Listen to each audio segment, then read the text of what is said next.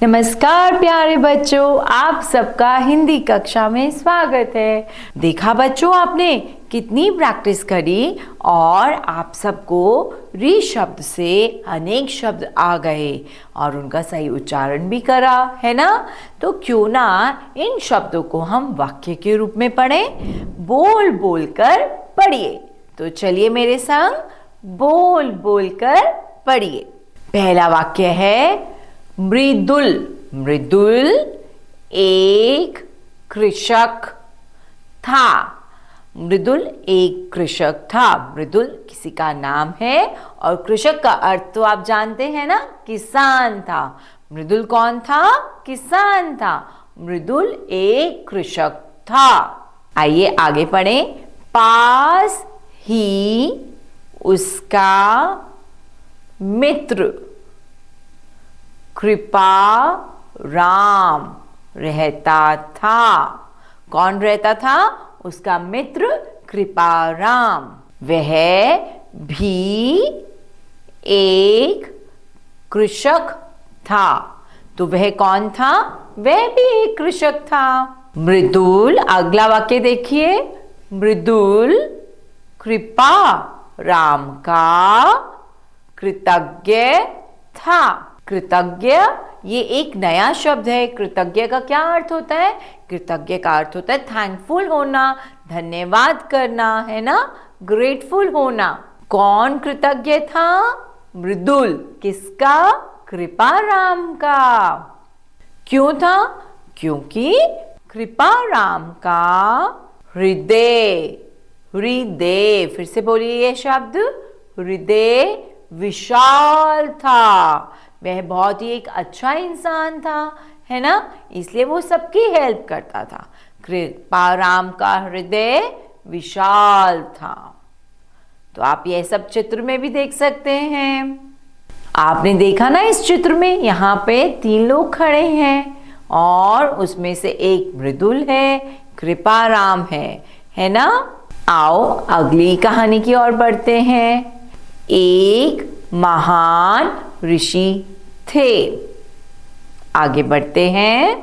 वे सब पर कृपा, क्या शब्द है? कृपा करते थे, यानी कि सब पर इक्वली ध्यान देते थे। अगला वाक्य पढ़ते हैं। एक दिन ऋषि तप कर रहे थे। तप यानी कि तपस्या, मेडिटेशन, तप कर रहे थे। पास ही एक मृग, मृग का अर्थ आपको पता है ना, हिरण। तृण, यह एक नया शब्द है आप सबके लिए। तृण चर रहा था। तृण क्या होता है बच्चों? घास को कहते हैं। क्या चर रहा था? तृण। हिरण एक वेजिटेरियन एनिमल है, इसलिए वह घास चर रहा था। अगला वाक्य पढ़िए। नृप, नृप, नृप, क्या शब्द है? नृप। नृप शिकार करना चाहता था। नृप शिकार करना चाहता था। मृग घबरा कर ऋषि की शरण गया। कहाँ गया मृग? मृग गया ऋषि की शरण में, यानी कि भागकर वह घबरा गया और ऋषि के पास चला गया। ऋषि ने कहा, नृप, ऋषि ने क्या कहा? नृप बाण, बाण मत चला। क्या मत कर? बाण मत चला। मृग पर दया कर। ऋषि ने नृप यानी कि राजा को मना कर दिया कि इसका शिकार मत करो, बाण मत चलाओ और मृग पर दया करो। कितनी अच्छी स्टोरी है ना ये, है ना। आओ अब हम और आगे पढ़ते हैं। चलो बच्चों, मेरे संग गाते गाते गुनगुनाओ। मृदुल आ, मृदुल आ, कृपालु बन, कृपण मत बन। कृपण का अर्थ होता है दुष्ट मत बन, है ना। दयावान बन, हेल्पफुल बन। ओके। बाहर ऋषि का मृग आया, बाहर ऋषि का मृग आया। मृदु तृण खिला, क्या खिला? मृदु तृण। तृण क्या होता है? घास। मृदु तृण खिला, मृदु तृण खिला। तृषित, तृषित का अर्थ होता है बेटा थर्स्टी, यानी कि प्यासा, है ना। प्यासे मृग की प्यास बुझा, तृषित मृग की प्यास बुझा, तृषित मृग की प्यास बुझा।